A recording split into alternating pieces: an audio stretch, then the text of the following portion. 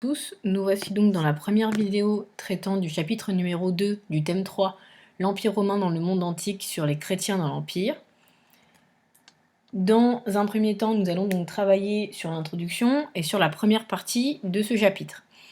Donc, je vous avais mis ces deux statues de deux empereurs romains, donc Auguste. Cette statue, elle ne vous est pas inconnue puisque c'est une statue que nous avons étudiée lors du pouvoir religieux d'Auguste, donc Auguste en grand pontife, donc en grand prêtre qui organise finalement le culte des dieux et le culte impérial, à Constantin, empereur au IVe siècle après Jésus-Christ, qui lui, donc vous voyez bien, n'est plus grand pontife, mais est un empereur chrétien, puisqu'il tient à la main, vous pouvez le voir ici, une croix qui représente la religion chrétienne. Donc nous allons essayer de comprendre comment est-ce que nous sommes passés d'un empereur romain grand pontife, donc celui qui dirigeait le culte des dieux polythéistes, à un empereur devenu chrétien et donc monothéiste. Donc voici l'introduction. Au sein de l'immense empire romain, diverses religions cohabitent. Cependant, au 1er siècle apparaît une nouvelle communauté issue de la religion juive, les chrétiens. Cette religion apparue autour de la figure de Jésus est d'abord rejetée et persécutée par les empereurs romains avant de devenir la religion officielle de l'empire. Et la problématique, c'est comment la religion chrétienne est-elle née, s'est diffusée dans l'empire romain jusqu'à devenir la religion officielle de l'empire. Donc le grand 1, c'est l'organisation des premières communautés chrétiennes dans l'Empire romain, avec le petit a, la naissance du christianisme. En effet, nous avons donc vu, lorsque nous avons travaillé sur l'Empire romain, que l'Empire romain est vaste et que finalement, il n'y a pas une seule religion, donc la religion polythéiste. Alors je vous renvoie à la dernière vidéo, où je vous présentais cette image d'un Romain avec à ses côtés Anubis et Osiris. Donc vous avez des cultes qui sont encore présents, donc vous trouvez du polythéisme, mais dans cette région de Syrie, vous trouvez surtout des juifs, puisque ici, je vous renvoie à votre chapitre sur le judaïsme, c'est une région, c'est une province romaine, mais c'est une zone dans laquelle on trouve des polythéistes, mais on trouve aussi une religion juive. Et surtout, Jérusalem, qui était la capitale religieuse juive, avec le temple d'Hérode, le temple où se trouvaient les tables de la loi, et qui était l'endroit le plus important pour les juifs et les juives de l'époque. Donc, le christianisme est né dans la province de la Palestine autour du 1er siècle après Jésus-Christ. Cette religion naît, alors j'ai oublié le naît, c'est pas grave, autour de la figure de Jésus-Christ. En effet, c'est grâce à Jésus-Christ, grâce entre guillemets, que cette religion va naître. Puisque, en fait, finalement, Jésus, à sa naissance, est un juif, il n'est pas chrétien. C'est au fur et à mesure de sa vie qu'il va devenir chrétien. Donc, notamment, déjà avec ce document numéro 1, alors je vous rappelle que vous aviez une activité à faire sur la naissance du christianisme, où je vous demandais qu'est-ce qui faisait de Jésus un personnage historique et qu'est-ce qui faisait de lui un personnage qu'on peut appeler un messie, c'est-à-dire celui qui devait redescendre sur terre d'après les juifs pour permettre aux juifs de récupérer le royaume d'Israël. Donc ici, vous avez un texte de l'évangile de Luc qui vous explique que donc un édit de l'empereur Auguste, donc du premier empereur romain, ordonna le recensement des habitants de l'Empire. Donc, à chaque fois qu'un enfant naissait, on devait aller s'enregistrer au gouvernement pour dire qu'on avait eu un enfant, fille ou garçon, tout simplement pour que l'empereur en tout cas l'Empire, puisse savoir le nombre d'habitants qu'il avait. Donc parti de Nazareth qui est en Galilée, Joseph, donc le père de Jésus, se rendit à Bethléem en Judée, la ville de David. Il se fit inscrire avec Marie, son épouse, qui était enceinte. Or arrivèrent les jours où elle devait enfanter, elle mit au monde son fils. Quand vint le 8e jour où on devait circoncire l'enfant, on lui donna le nom de Jésus. Puis ses parents l'amenèrent à Jérusalem pour le présenter au Seigneur, selon ce qui est écrit dans la loi de Moïse. Donc en fait, ils sont allés à Jérusalem, comme le préconise la loi juive, pour présenter Jésus au temple d'Hérode. Donc finalement, d'après ce texte, même s'il est issu de l'évangile, d'après le recensement, alors on n'a pas retrouvé le recensement, Jésus est un personnage historique. Sauf que sa naissance est tout à fait normale, mais sa conception, elle ne l'est pas. Alors ici, je vous ai mis un exemple de représentation de l'Annonciation de Fra Angelico en 1437 qui se trouve à Florence aujourd'hui. Mais la particularité de l'enfant Jésus, c'est que son père n'est pas Joseph. Son père Joseph est son père sur terre, mais le véritable père de Jésus est Dieu. Puisque ici à gauche, vous avez l'ange Gabriel. Cet ange Gabriel est le messager de Dieu sur terre. Il va rendre visite à Marie, que vous avez ici à droite, et cet ange, expliquer à Marie, qui est vierge, donc qui n'a pas encore eu de relation, qu'elle est enceinte. Chose qui n'est logiquement pas possible. L'ange Gabriel lui explique que Marie est enceinte du Fils de Dieu, donc qui va devenir Jésus, et qu'elle va être sa mère sur terre, et que Joseph sera son père finalement sur terre, mais que le véritable père de Jésus est Dieu. Donc là, c'est ce qu'on appelle, c'est là qu'on pourrait voir les croyances, et qu'on pourrait rattacher Jésus à cette image de Messie. Jésus au départ est un juif, et puis il va rencontrer donc Jean-Baptiste, qui va le baptiser, et cet acte de baptême est un acte qui le fait rentrer dans cette nouvelle religion, puisque aujourd'hui encore, lorsqu'on veut devenir chrétien, on se baptise pour pouvoir rentrer dans la chrétienté. Donc, au début du 1er siècle, Jésus de Nazareth, un juif de Galilée, connaît un grand succès comme prédicateur. Prédicateur, c'est une définition, donc vous la noterez en rouge, personne qui enseigne le message de Dieu. Les Juifs voient en lui le Messie, l'envoyé de Dieu dans la religion juive qui doit délivrer le royaume d'Israël, annoncé dans la Bible hébraïque. Et Jésus, donc, il va s'entourer de gens qui vont le suivre et qui vont valider son message. Et alors, son message, on les appelle ses béatitudes. Alors, je vous en lis juste rapidement. Heureux les pauvres en cœur, car le royaume des cieux est à eux. Heureux ceux qui ont faim et soif de justice, car ils seront rassasiés. Heureux les indulgents, car ils hériteront de la terre. Heureux ceux qui ont le cœur pur, car ils verront Dieu.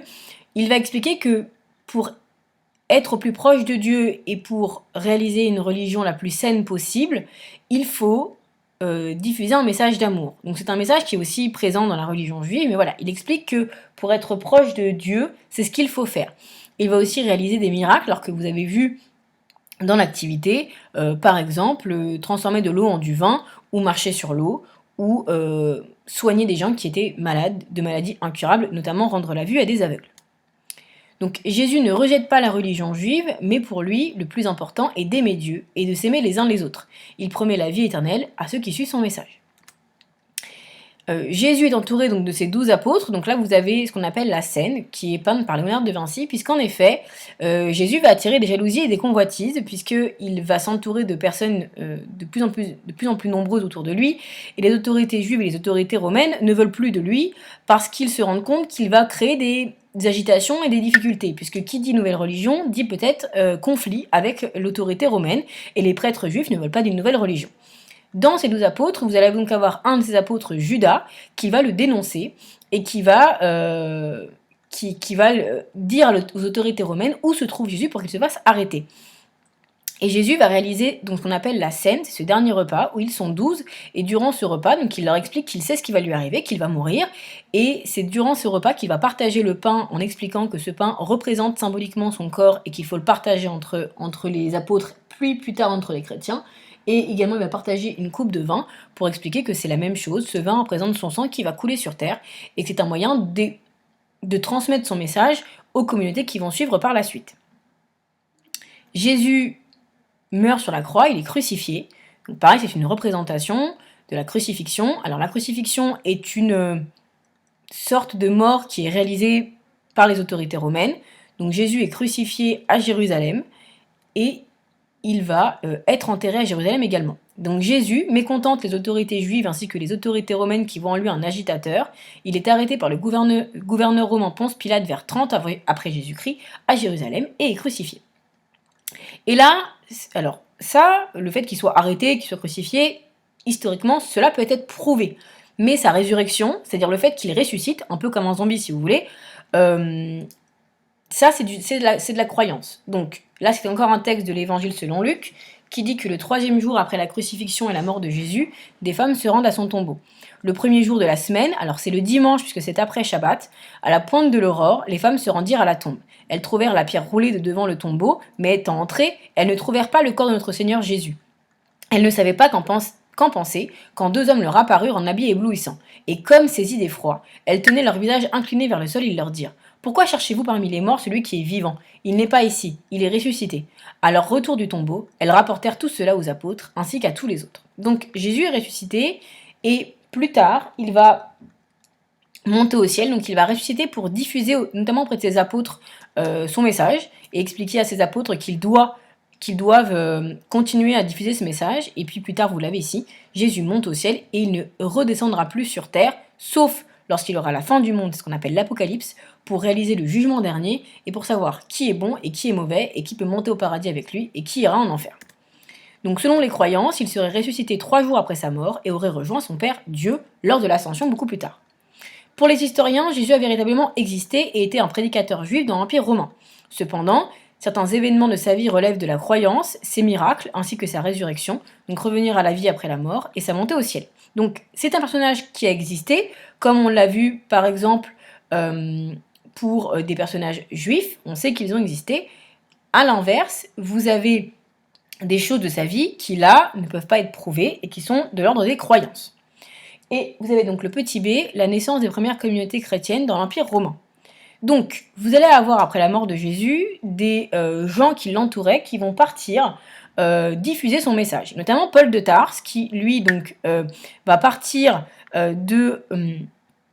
de la Palestine, et il va partir donc dans la Galatie, en Grèce, en Macédoine, il va aller carrément jusqu'à Rome, et il va diffuser le message de Jésus-Christ. C'est-à-dire qu'il va expliquer qu'il y a une nouvelle religion, qu'on appelle le christianisme, qui est une religion qui est proche de la religion juive, mais qui ne l'est pas exactement, et que c'est cette religion-là qui est la plus importante. Donc ils vont diffuser finalement ce christianisme, non plus seulement en Palestine, mais dans tout l'Empire romain.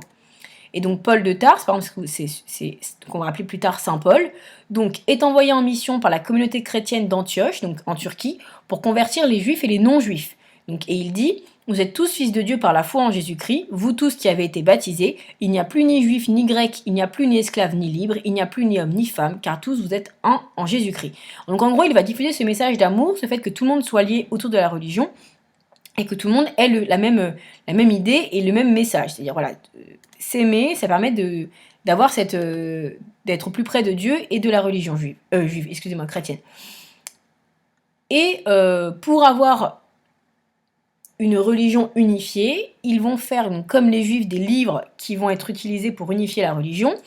Donc vous aviez l'Ancien Testament, que nous avons vu, donc ils vont conserver, plus le Nouveau Testament, que les Juifs, eux, ne considèrent pas comme un livre sacré. Il y a 4 types de livres, les épîtres de Paul, de Jacques, de Pierre et de Jude, qui sont des lettres envoyées aux premières communautés chrétiennes. Voilà pourquoi est-ce qu'on en a. L'évangile de Matthieu, de Marc, de Luc et de Jean, qui racontent la vie et l'enseignement de Jésus. Les actes des apôtres de Luc, qui relatent l'action des premiers apôtres, donc quand Jésus meurt. Et l'Apocalypse de Jean, qui annonce la fin du monde et les jugements de tous les hommes par Dieu. Et vous voyez que vous avez les dates d'écriture, alors à peu près, entre 50 et 90, 65 et 100, 80 et 100, 90 et 100. Ce qui fait que, entre la mort de Jésus et l'écriture des livres, il y a entre 20 et 70 ans.